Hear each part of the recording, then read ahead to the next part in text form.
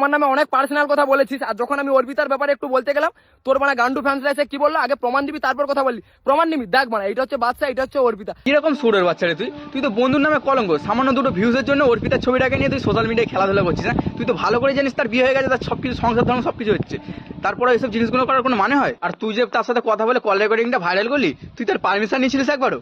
হ্যাঁ, এটা বলতো আগে। আচ্ছা, ছেলেটা কেমন গো? আমি অন্য কোনো কথা বলতে চাই না। তোমার যদি অন্য কোনো কথা বলার থাকে তো বলো, নাহলে আমি ফোন রাখছি। আমার অনেক আরে একটু বলো না, ছেলেটা কেমন, একটু শুনতে চাই। বললাম তো আমি অন্য কোনো কথা বলতে চাই না। আমার ওর কথা শুনতে ইচ্ছা করছে না, তুমি আর বারবার জিজ্ঞাসা করছো কেমন কেমন। আমি রাখছি এখন।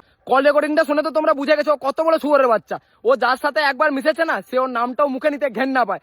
ওই শুধু একটা কল রেকর্ডিং দিয়ে বাচ্চার নাম খারাপ করতে চাইছিস? পাবলিক জানে ঠিক আছে আমি ছেলেটা কেমন। সৌভিক তো আমার বন্ধু হয় ঠিক আছে, তার বাড়ি আমার বাড়ি কতটা দূরে সেটা তুই ভালো করে জানিস। সৌভিককে গিয়ে জিজ্ঞাসা করে নিস আমি ছেলেটা কেমন, ঠিক আছে? যে আমার সাথে মিশেছে সেই জানে। তোর মতো কালসাপগুলো ওই রকমই বলবে, বদনাম করবে, ঠিক আছে? এক থালে ভাতকে এখন তো বদনাম করবে, সে তো আমি জানি। অর্পিতা, বাদশা ছেলেটা কেমন গো?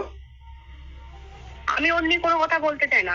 তুই যদি ভেবে থাকিস যে অর্পিতার কথা শুনে মানুষ আমাকে ভুল ভাববে, তাহলে তুই কিন্তু সম্পূর্ণ ভুল। কারণ মানুষ জানে এক্স কেমন। এক্স হলো কালসাপ, আর কালসাপ কোনোদিন ভালো হয় না, এটা সকলে জানে। তোর মতো সকলে গান্ডু না, ঠিক আছে? মানে প্রমাণ নিবি, মানে সামনে আয় দেখিনি মানে। আমি তো আগের ভিডিওতেই বলেছি তোর সাথে আমি দেখা করবো। তুই জায়গার নাম বল, তুই ডিসাইড কর কোথায় যেতে হবে।